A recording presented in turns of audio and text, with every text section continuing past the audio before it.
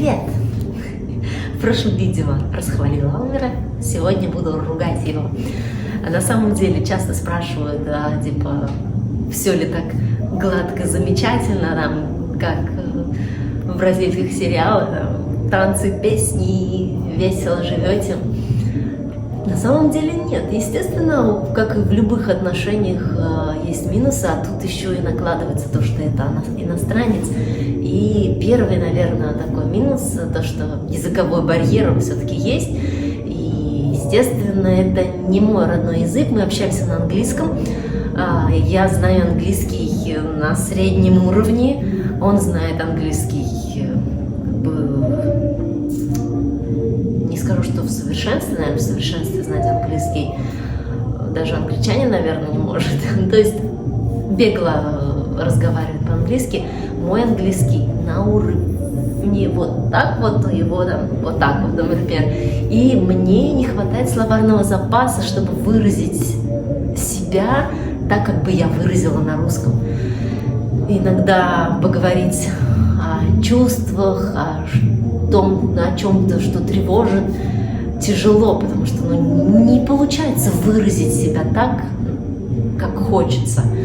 И плюс к тому, что это, наверное, особенности менталитета, как сказать так, избитая русская душа. То есть хочется глубокого какого-то разговора на уровне вот этого. А у нас в менталитете свои какие-то проблемы, вопросы, не знаю, как сказать это. В общем, именно особенности менталитета, да, это играет роль. Я сказала о том, что он постоянно интересуется, о том, что-то чувствовала, там, вот именно о моих чувствах, но он делит вещи на позитивное и негативное. То есть то, что делает меня, то, что не делает меня счастливее, то, что не заставляет меня улыбаться, это негатив. И о негативе он разговаривает с неохотой. То есть если я хочу поговорить о том, что там, не знаю, депрессую я как-то вот и хочу рассказать ему о вот этом, о том, что меня беспокоит, о том, что меня тревожит, он не будет это слушать. Послушает, но его как бы внимание рассеется очень быстро. Он любит говорить больше о счастливых моментах, а то, что негатив, это не про него. Как бы для меня не существует негативных мыслей, как бы любая негативных эмоций, любая эмоция – это эмоция. Если я чувствую грусть, для меня это грусть, это не негатив, это грусть. Любой человек может чувствовать грусть. И если он чувствует, то ему нужно как-то выразить эту эмоцию. В противном случае это как-то выльется в депрессию. Но для него грустное состояние – это негатив, и о нем нельзя говорить, его нельзя чувствовать, как бы ее нельзя чувствовать, грусть. Следующий момент – он ничего не планирует. Он живет сегодняшним днем. С одной стороны, вроде бы это хорошо, как бы, как он это объясняет, там, допустим, он встретил какого-то человека, он предлагает что-то интересное, а у тебя планы, и ты не можешь это сделать, так как-то у меня планы, я подведу. И типа, он вот этим все объясняет, ну да, согласна, есть такой момент. Но когда у тебя через пару недель виза истекает, а ты не знаешь, в какую страну билет покупать, это, естественно, напрягает. И вот в этом вот мы сойтись не можем. А он говорит, типа, я ничего не знаю, что будет завтра, может быть, меня там завтра грузовик снесет, зачем я буду планировать?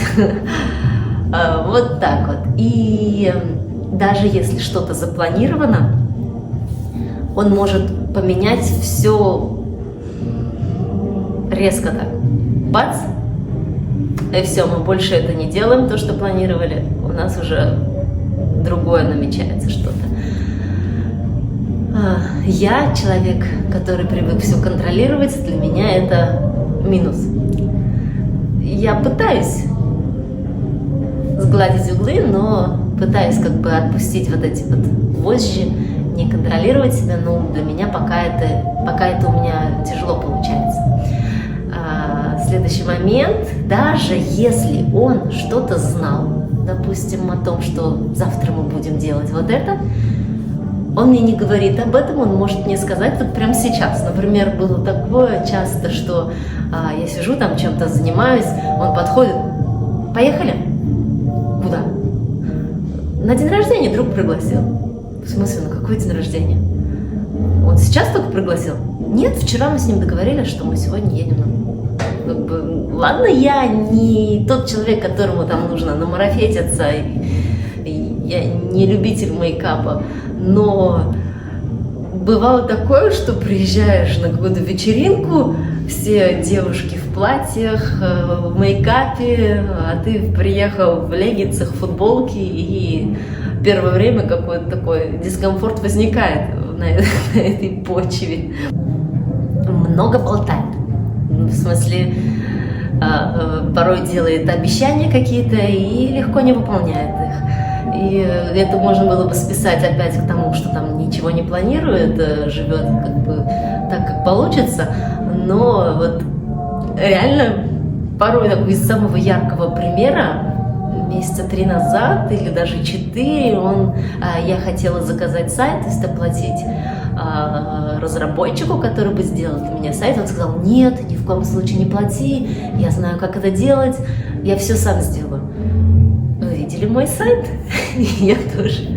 Нет, он есть, я даже оплатила хостинг, там все дела, логотип, в общем, даже мы что-то начали делать, но это все забросили, и так как я уже оплатила очень много, что как бы купила, уже начала работать на этой платформе, делать этот сайт, но так как я сама ничего не понимаю, это все на английском техническом, и мне тяжело, и я как бы все жду его, когда же он все-таки освободится и сделает мне этот сайт, так как он обещал. Он все еще говорит: нет, не плати, нет, не плати. И вот этот сайт как бы откладывается. Он: я все сделаю. Как бы вот. А сейчас я, наверное, скажу о том, что другие бы выделили как минус, но я это не считаю минусом. У меня другое немножко отношение к этому. Часто меня спрашивают, типа: как ты там живешь, он за тебя платит? Я там говорю: нет, в смысле платит. Я как бы взрослый человек, что за меня платить-то? Как так? Да он же мужчина, должен. Ну, почему должен? Я не знаю. У меня к этому другое отношение. Но если... Допустим, что касается съема квартиры. Первый месяц в Сан-Паулу я сама платила. Здесь мы живем получается, 3-й месяц мы здесь живем. Первый месяц мы заплатили пополам, и следующий он платил сам. Получается, 2 месяца. И там, в ресторанах, допустим, в основном он платит. За продуктами я хожу сама в основном, и плачу я. Как бы у нас нет такого, что мужчина за все платит. Могу я заплатить где-то, может он где-то заплатить. И такого четкого разделения, как допустим, в отношениях с европейцем, там, с американцем, там, чисто пополам. Нет, у нас такого нет. В Бразилии, кстати, это, наверное, как и в России, у них есть такое, что мужчина, глава семьи, там, содержит семью, там, и так далее. Есть такое в Бразилии, но у нас все-таки более демократичная, наверное, в этом отношении позиция. Следующее, что многие выделили бы как минус, то, что меня постоянно спрашивают, типа: а ты его не ревнуешь? Потому что когда сторис выкладываю, там, что очередные там, девочки, которые фанатки, как сказать, не фанатки, в Инстаграме, которые подписаны на него, там, подходят сфотографироваться, обнимаются, там, и типа: ты ревнуешь или нет?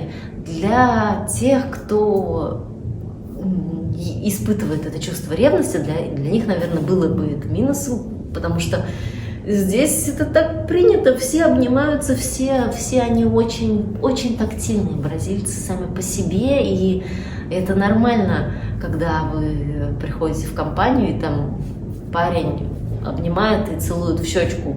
Не в засос, конечно.